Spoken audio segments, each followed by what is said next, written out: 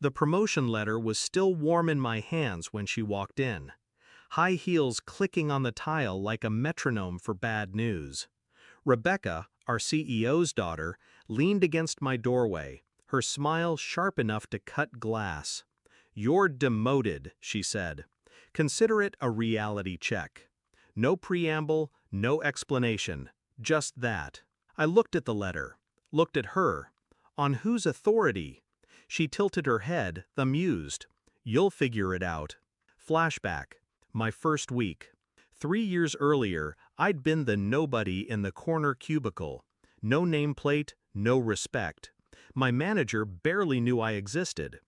It was our CEO, Richard, who noticed. He called me into his office after a presentation where I'd been quietly fixing everyone else's mistakes in real time. "You don't speak much," he said, "but you work like someone who doesn't want to waste a second." From then on, he trusted me with accounts bigger than my title deserved. We didn't always agree, but there was respect.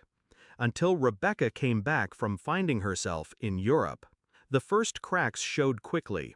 She started showing up in my meetings, not to contribute, but to ask questions she already knew the answers to, loudly, so everyone could see she was involved.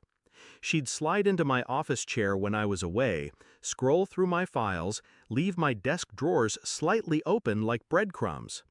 Clients I'd nurtured for years started getting calls from her, casual check-ins that somehow turned into offers to move their contracts under her personal oversight. Still, I stayed quiet, watched, waited. The promotion changed everything. It was official, senior account director. My pay doubled, my influence tripled. The CEO himself handed me the letter. Rebecca wasn't in the room. I should have known that was the problem. By the time she showed up in my office that morning, the paperwork was already filed. But titles, I'd learn, mean nothing when your enemy sits at the dinner table with the man who signs your checks. I went to HR. They smiled like it was all a joke. "Rebecca's just passionate. Best to stay on her good side." I left their office without a word. Because in that moment, I understood something important. This wasn't a professional problem. This was a family game. And you don't beat family by following their rules. The plan started that afternoon. Step 1. Move every single valuable piece of my work off the company servers. Contracts, performance reports, client histories. Copied, encrypted, stored. Step 2. Strengthen every client relationship with me, personally. Lunches, late-night calls, free advice that wasn't billable but solved their problems instantly. Step 3. Find the cracks in Rebecca's armor. It didn't take long. She liked attention more than she liked follow-through. Within a month, she'd neglected 2 major accounts. By the second month, one of them was openly shopping for a new agency. I made sure they knew exactly where to find me. 4 hours after Rebecca's little power play, I had my exit ready. I handed in my resignation to Richard directly. Calm, professional, no hint of the storm underneath. He didn't even look up from his desk. "I'm sorry to hear that." But Rebecca looked up. She was leaning against the wall, watching, expecting me to beg. I didn't. I turned and walked out. By 3 p.m., the first call came. A client, angry. Their account manager, Rebecca, hadn't answered in a week. Could I help?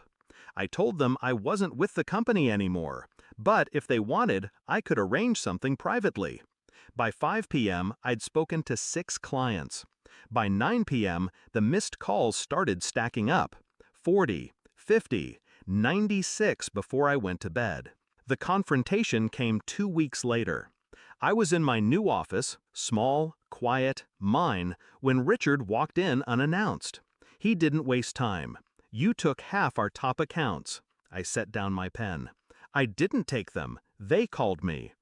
"Rebecca says you poached them." She would. I slid a folder across the desk.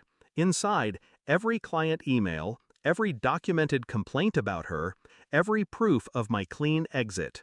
Dates, times, signatures. Richard flipped through it in silence, his jaw clenched. "She told me you weren't ready for leadership," he said finally. "She was right," I said. "I was ready to build my own."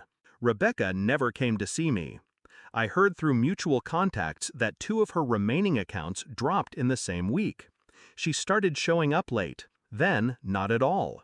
3 months after my exit, she was pursuing other opportunities. Now, my client roster is bigger than ever.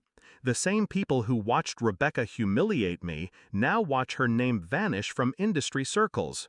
I don't hate her. I don't even think about her much. But every once in a while, when my phone rings late at night and a new client says, "We heard you get things done," I remember that morning.